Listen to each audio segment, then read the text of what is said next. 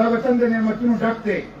دې وطن کې هر قسمه الله تعالی وسایل ایښي دي، صرف د لیډرشپ کمې د لیډرشپ. زه ځوانانو ته وایم، اے ځوانانو، په 25 کروڑ پاکستانیانو کې 15 کروڑ ځوانان دي. 15 کروڑ ځوانانو.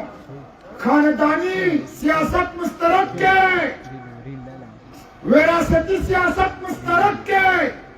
اے ځوانانو، دا یو څو خاندانونه چې دا قوم غلام ساتلی دی او د تیرو 40-50 کالو په دې ملک مسلط دي.